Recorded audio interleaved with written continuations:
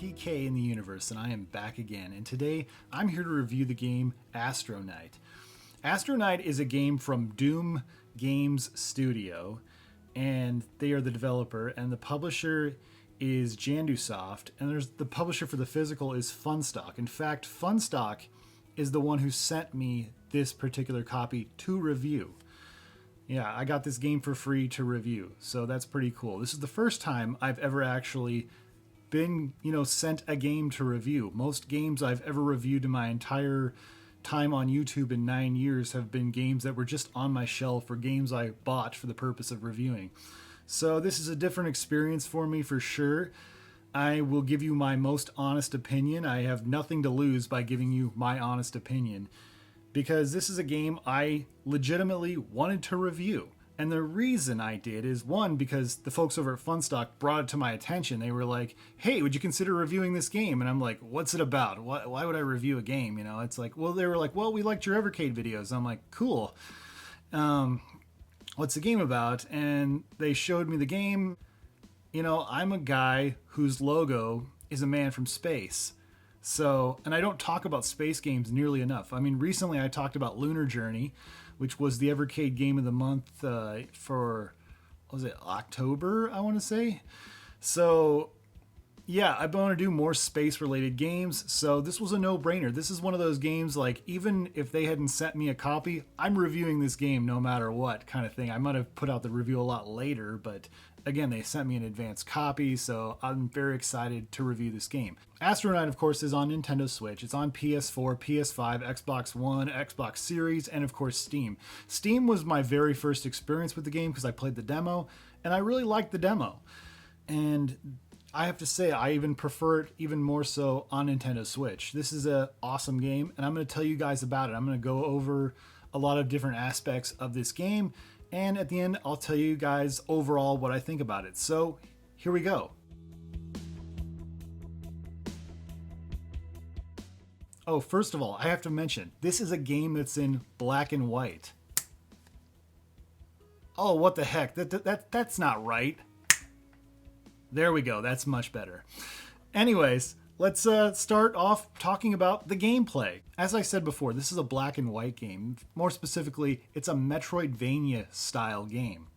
I have to be honest, guys, my experience playing Metroidvanias is pretty limited. I've started a lot of Metroidvanias, finished very, very few, if any, really.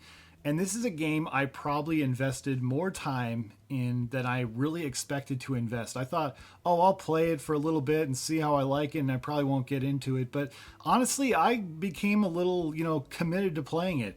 The game is tough. This game's pretty tough, actually, but it's also fair. I didn't feel like there was a lot of cheap deaths. I'll be honest with you guys, I thought this game was pretty tough for me anyways. Again, I'm somebody who's very limited on the Metroidvanias, but I thought it was fair, though. And I think that's important. A game can be tough, but if it's fair, that makes it much more bearable.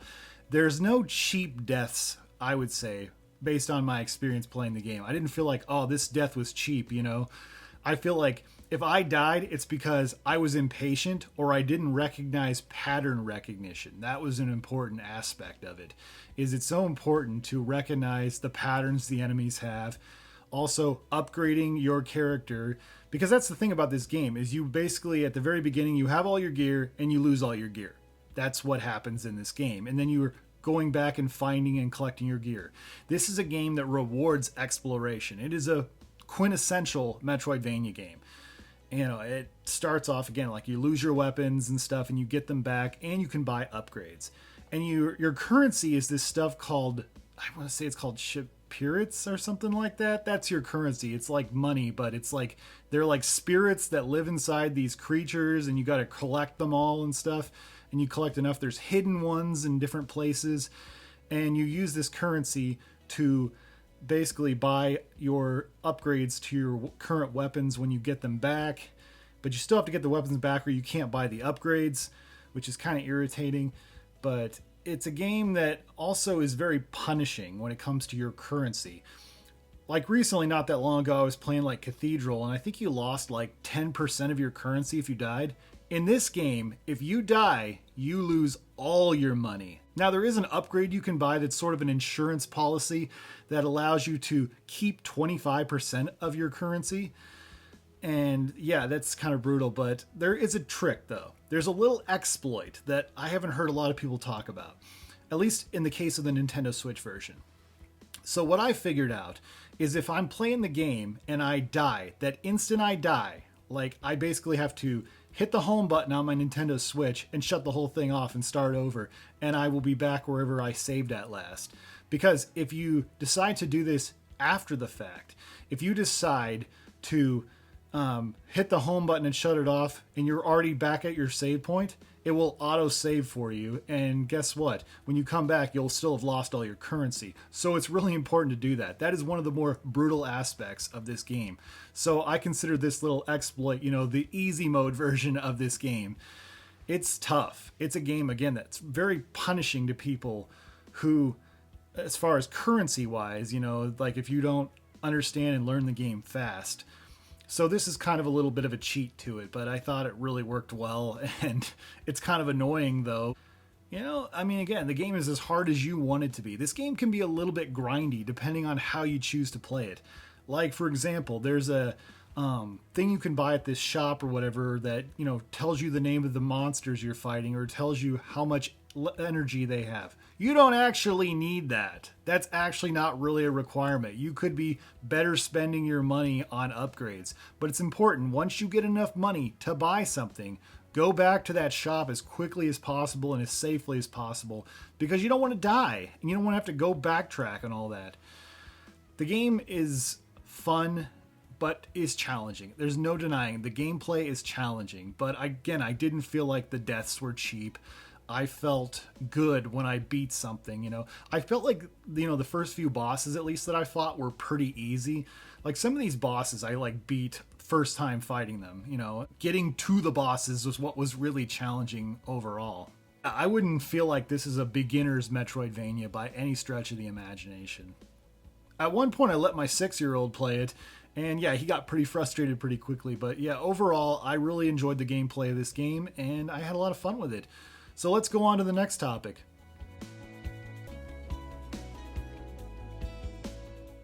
So what's the story with this game? Well, you are Astronite, and you've landed on this planet. And this planet used to be the planet of your people, and you've crash landed.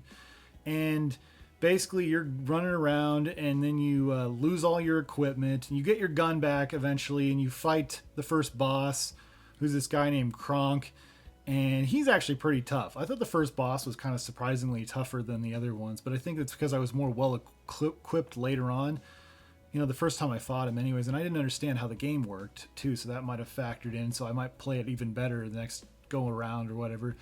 But yeah, basically, you lose all your stuff and you have to get all your stuff back. That's the premise, and you fight all these different bosses. The game isn't totally in black and white, like I said before. I don't know why I needed to say that again. That's really unnecessary. But yeah, it's a pretty straightforward, space game, Metroidvania. You lose all your stuff and you got to get it all back, and you got to, get back off the planet, I guess. I don't know. Now let's go on to the next topic. The aesthetics of this game. Is this actually a 1-bit game? No, it is not.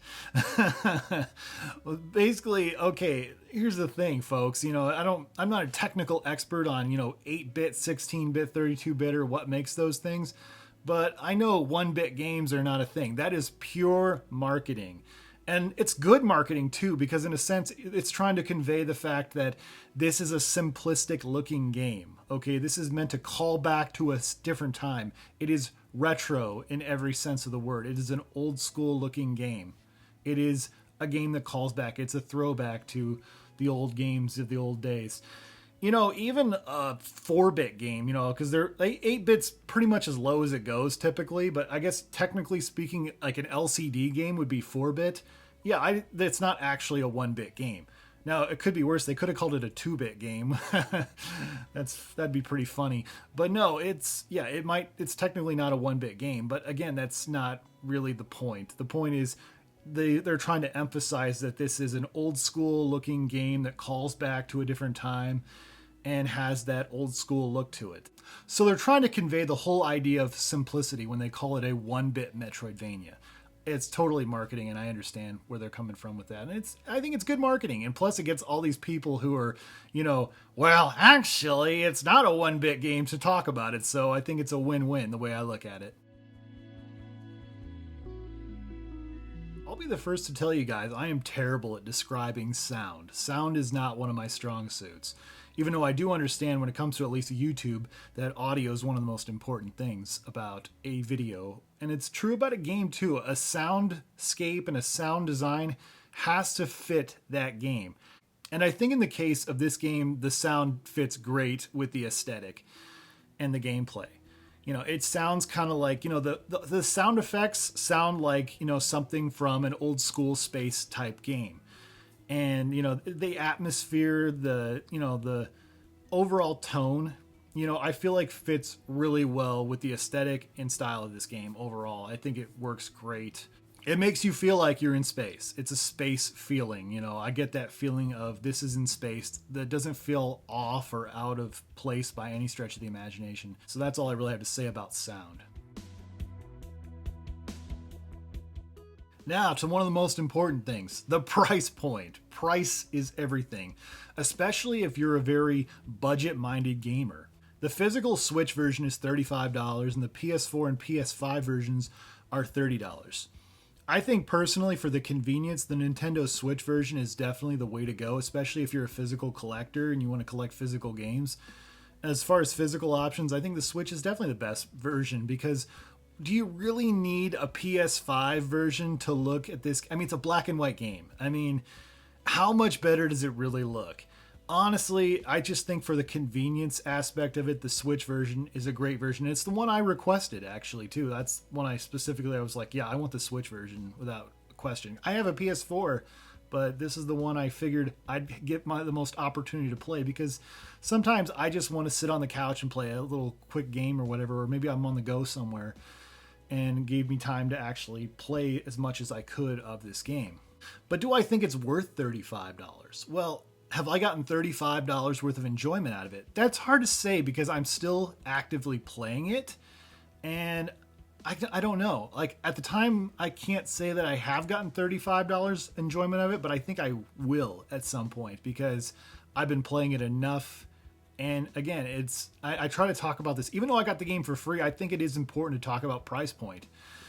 I think it's definitely worth $15, no doubt about it. I don't know what the digital price is. I think it's 15 or 13. I don't know. It depends, I guess, what on platform you buy it on. But yeah, if I saw this game in a store, just sitting on the shelf, I'll be honest, I probably wouldn't think much of it. But if I played it digitally, I'd probably be like, oh man, I'm enjoying this game digitally so much. I got to get me that physical version. I got to get that physical version because I like to collect games. I like to put them on my shelf. Well, not on my shelf. I actually put games in drawers, but here and there. Most collectors put games on shelves, though. So, of course, I'm going to say shelves. I think it's a game that's perfect for physical collectors, especially if you like Metroidvanias. Yeah, I think it might be worth the price to you. Absolutely. And I think it's a good time to buy now rather than waiting for it to be like out of production. Next thing you know, it's like going up on eBay for God knows what money. That's how it usually goes with a lot of these games that had a more limited release or whatever. And I don't know how limited it's going to be, honestly, because it's an indie game. I don't know where else it's going to be sold. I think it's going to be sold in different places, but here nor there. I think overall, I'm getting a lot of enjoyment out of it, and I've had a lot of fun with it so far. So who is this game for? That is the question. Who is this game for? I think it's for people who like Metroidvania games. It's people who love space-related games and want a challenge. I think it's for those type of people. I think that is the audience for this game. I think it's a very well-designed, well-made game. It's frustrating. I'll be honest. It's a frustrating game for me personally, but I can understand people who are, old hat and pros at Metroidvanias would absolutely love this game. No doubt about it. Yeah, overall, I would definitely recommend this game. I had a lot of fun with it. It's the total opposite of Lunar Journey. I was playing Lunar Journey a couple months ago and had a lot of fun with that. I can't wait till Lunar Journey, in fact, comes to the Indie Heroes Collection 2 next month, because that's a nice palate cleanser after playing this game. Because again, this game gets a little intense, it gets a little frustrating, but that doesn't mean it's not fun. And I think that's an important distinction to make, is a game can be both frustrating and fun. And I'm really glad I stuck with it. I'm glad I chose to review this game, because I'm the type who likes to give up pretty easily, but knowing that I had to review this and knowing I had to put a video out made me more motivated to keep playing and not give up. So I think overall, I had a great time with it. And I would definitely recommend it to people, especially people who like Metroidvania games. Anyways, that's all the time I have for today. Oh yeah. What are your guys' thoughts? Is this a game you would be interested in playing? Do you like Metroidvania games? Do you like games that take place in space? Comment below. I'd love to hear what you have to say. Thank you guys so much for watching, and stay awesome in this universe. Thanks. Bye.